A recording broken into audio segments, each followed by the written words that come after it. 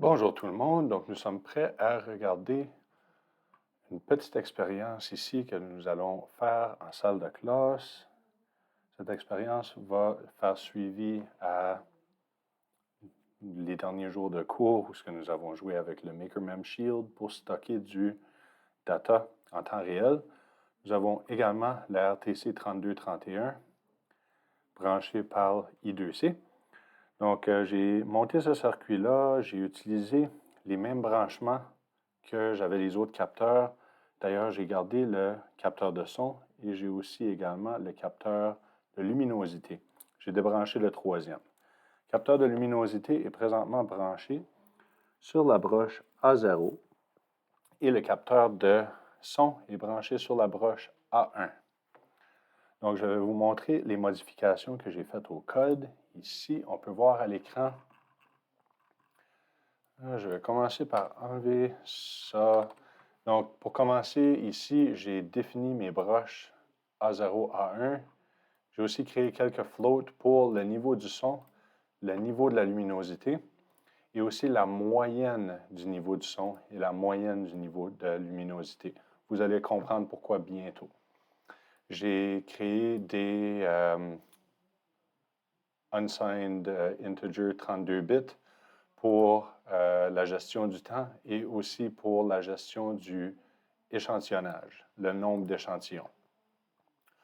Autrement, ici dans mon setup, il n'y a rien qui a changé. J'ai ajouté une ligne ici à la fin pour aviser au moniteur série que la collection de données est démarrée. Aussi, on peut enlever cette section ici, le while not serial, comme ça. Donc ça allégit un tout petit peu le code. Maintenant, dans le loop, vous allez voir, le loop est rendu très, très vide. J'ai tout recopié ce qui était originalement dans le loop, et puis je l'ai transféré dans une fonction. La fonction ici, c'est logdata2sd, donc c'est pour créer notre log file et puis ajouter les données en format CSV. Vous allez aussi voir que j'ai supprimé, je vais juste sauvegarder, save as. Je vais juste sauvegarder une deuxième version de ceci pour pouvoir réouvrir la version originale et faire une petite comparaison.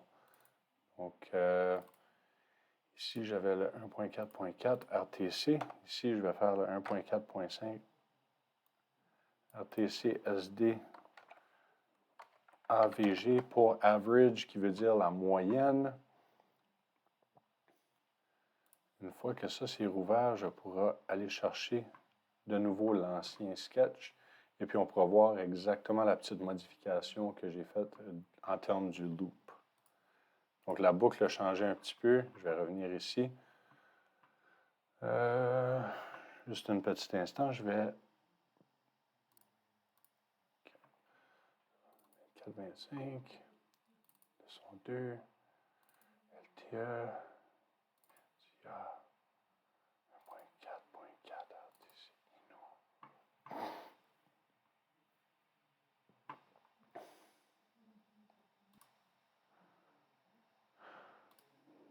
Donc, j'ai été chercher le sketch original. On pourrait même les comparer côte à côte. Ça pourrait être pratique. Donc, si on regarde au début de tout, je garde les mêmes bibliothèques. Oh, ça veut dire que mon sketch original a été effacé. OK, je vais vous expliquer en bref qu'est-ce que j'ai fait. Dans mon loop, originalement, je vérifiais les données de tous les capteurs. Je ne veux pas faire ça dans ma fonction logdata2sd. Donc, j'ai supprimé la for loop, la boucle itérative, qui allait chercher les données de chacune des broches analogiques pour les remettre dans mon data string. Et au lieu, qu'est-ce que j'ai fait? J'ai ajouté ces deux lignes-ci. Donc, data string plus égale string light average pour ajouter la moyenne de la luminosité, virgule pour garder le format CSV. Et puis, data string plus égale string sound average pour la moyenne du niveau sonore. Après ça, tout le reste de la fonction est pareil. J'ai tout mis ça en dedans du void logdata2sd. Fait que ça, on l'a regardé, c'est bon, je vais le fermer. Ici, j'ai créé une deuxième fonction, void calculate average, pour calculer la moyenne. Donc, ma variable float light average, ici, est égale à le niveau lumineux divisé par le numéro d'échantillon. Même chose ici, le sound average, qui est la moyenne du niveau sonore, c'est égal au niveau sonore divisé par le numéro d'échantillon. Une fois que ces deux variables-là sont mises à jour, je vais réinitialiser light level, sound level, et je vais aussi réinitialiser le numéro d'échantillon. Donc, dans mon loop, light level plus égal pour un append, donc on ajoute, c'est pas un append, c'est un ajout à ma variable. Chaque fois que je lis ma broche light pin, ça va ajouter à la variable. Ensuite, je lis la broche sound pin, ça va ajouter à la variable.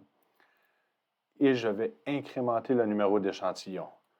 Donc, en temps normal, mon loop va rouler ces trois lignes de code-là constamment. Ensuite, qu'est-ce qui va arriver? Une fois à tous les 10 secondes, idéalement, je voudrais mettre ça à 60 000 millisecondes pour avoir un échantillon par minute. Je vais vous expliquer pourquoi je le laisse à 10 secondes en ce moment précis. C'est pour avoir la lecture plus rapidement pour être capable de démontrer. Donc, calculate average. C'est ça, à toutes les 10 secondes ou préférablement une minute, une fois qu'on a réellement implémenté et testé, il va calculer la moyenne et puis ensuite, il va loguer ces informations-là à la carte SD, puis redémarrer, réinitialiser mes millisecondes pour être capable de recommencer à compter. Donc, je vais pousser le code. Je vais brancher le microcontrôleur comme cela. Microcontrôleur est alimenté. Je vais pousser le code.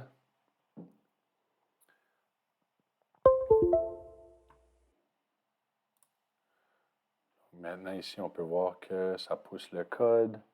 J'ai l'air d'avoir des artefacts à l'écran côté enregistrement. Je ne suis pas sûr. J'utilise un nouveau logiciel d'enregistrement qui s'appelle OBS. Donc, c'est tout en essai. Et le code n'a pas l'air d'avoir été poussé. Il est encore en train de compiler. On va lui donner un autre petit moment. Je reviens. Bon, donc le code vient d'être poussé au microcontrôleur. Ça veut dire si j'ouvre le moniteur série, on va voir les premières lignes qui nous indiquent initialiser la carte SD. OK, la data collection, j'ai déjà manqué les premières lignes, c'est pour ça.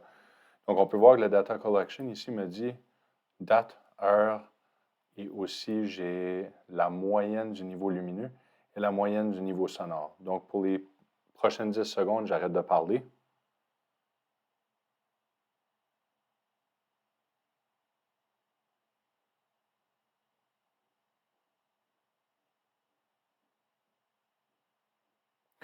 On peut voir que la moyenne ici pour le niveau sonore est 2.03. Donc maintenant, si je fais beaucoup de bruit, je parle constamment dans le microphone, on va être capable d'avoir une moyenne qui est beaucoup plus élevée, comme 7,93. Maintenant, à la prochaine update, la prochaine mise à jour, je vais cacher le capteur lumineux. Donc maintenant, je vais cacher le capteur lumineux pendant une période de 10 secondes. On va voir la valeur moyenne va réduire très basse. Ça devrait, oui, comme ça, 56,77. Ensuite, je vais mettre ma lampe de poche et puis on devrait avoir une moyenne lumineuse beaucoup plus élevée. Maintenant, c'est juste 534 parce que je le tenais pendant un moment. Mais la prochaine lecture va être dans les 700 ou 800.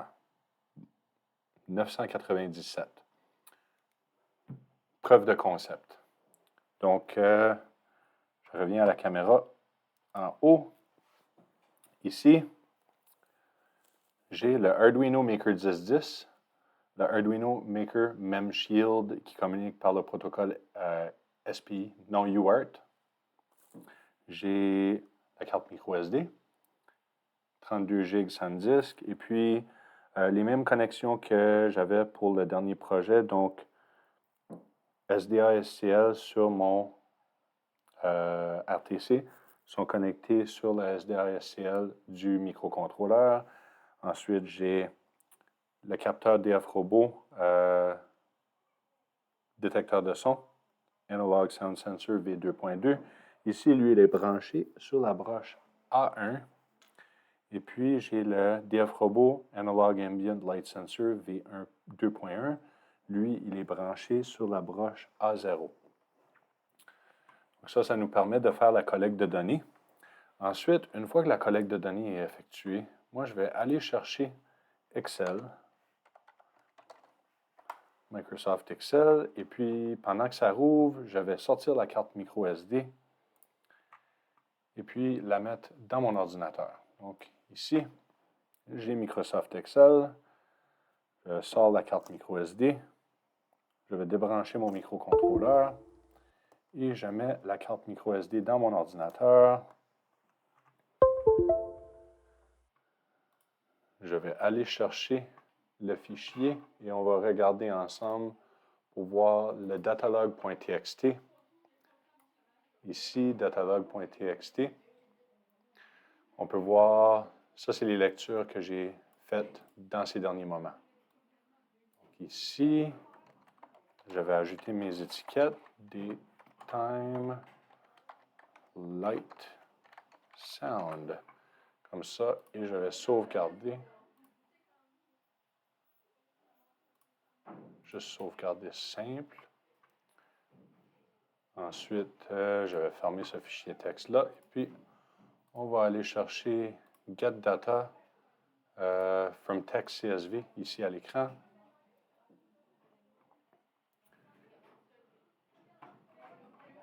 Ensuite, je vais chercher datalog.txt. Je vais l'entrer directement dans Excel, comme j'ai fait dans les dernières étapes. Load, comme ça. Ça, je vais fermer. Donc maintenant, ici, j'ai la moyenne pendant environ 4 minutes. Insert. Ici, on va aller chercher un petit graphique à 2 lignes encore. Et on va l'agrandir pour mieux le voir à l'écran. Oups, c'est pas ça que je voulais faire. Donc ici, on peut voir le détecteur de son, le détecteur de luminosité. Donc là, on est capable de voir que les niveaux sonores sont toujours très bas. C'est difficile à voir sur le graphique comme ça, mais c'est correct. On serait capable d'adapter les magnitudes à travers du code dans notre microcontrôleur ou on serait capable de mieux traiter les données en utilisant Excel également. Maintenant, qu'est-ce que je vais vous demander? C'est de reproduire le projet dans vos deux équipes. Donc, l'équipe à Amin et Bolaji, et puis l'équipe à Alseni et Philippe. Vous allez recréer ces deux projets-là. Et ensuite, qu'est-ce qu'on va faire? On va les laisser brancher pendant une période d'environ une semaine, peut-être, pour essayer d'avoir une très grande quantité de données. Une fois qu'on va avoir ces données-là, on va sortir les cartes micro SD et puis garder les données de côté. On pourrait les mettre dans Microsoft Excel comme ça et puis les mettre dans un graphique. Mais à la prochaine session, dans notre cours d'analyse de données et système de mesure, on cherche tout le temps des données réelles pour faire l'analyse de données. Monsieur Christophe fait l'analyse de données en utilisant Google Colabs en Python. Donc, ça va être très intéressant d'avoir des données réelles et être capable de déterminer la présence du monde dans la salle de classe et puis les niveaux lumineux sur une période long terme. Et c'est une des raisons pourquoi est-ce qu'on va avoir la date et heure de loguer dans notre fichier CSV pour avoir vraiment les détails complets. La seule chose que j'aimerais ajouter, au moment où on va les laisser pendant une semaine de temps, il faut changer le 10 000 millisecondes ici à 60 000 millisecondes. Comme ça, on a une mesure par minute. C'est très important parce que sinon, on va avoir trop de données. Même une mesure par minute, on pourrait même aller, peut-être je vais demander au premier groupe, groupe alpha, faites une mesure par minute. Et le deuxième groupe, que j'ai aucune idée qu'est-ce qui est le nom de votre groupe, vous pouvez utiliser 300 000. Donc, si on va chercher la calculatrice ici, vous allez très rapidement voir, pour ceux qui sont bons en mathématiques, vous le savez déjà, 300 000 divisé par 60 000 millisecondes par minute. Donc, on va collecter les données. Un groupe va collecter à toutes les minutes, l'autre groupe va collecter à toutes les 5 minutes. Comme ça, on va avoir deux variations différentes. Les données pourraient être analysées séparément. Ils pourraient être analysés combinés aussi. M. Christophe connaît des très bonnes techniques pour être capable d'aller plus loin là-dedans. Et ça va faire des données, des résultats très intéressants. Donc, je vous encourage à commencer sur ce projet. Le branchement est très simple. Le code, je vais vous le montrer de nouveau. Vous êtes les bienvenus de cliquer sur pause pour pouvoir regarder. Donc, les variables, les define, les include pour les bibliothèques. Mon setup ici. La boucle, loop. La fonction calculate average. Et la fonction logdata to SD. Donc, je vous remercie. Et puis, c'est ça. On est les meilleurs.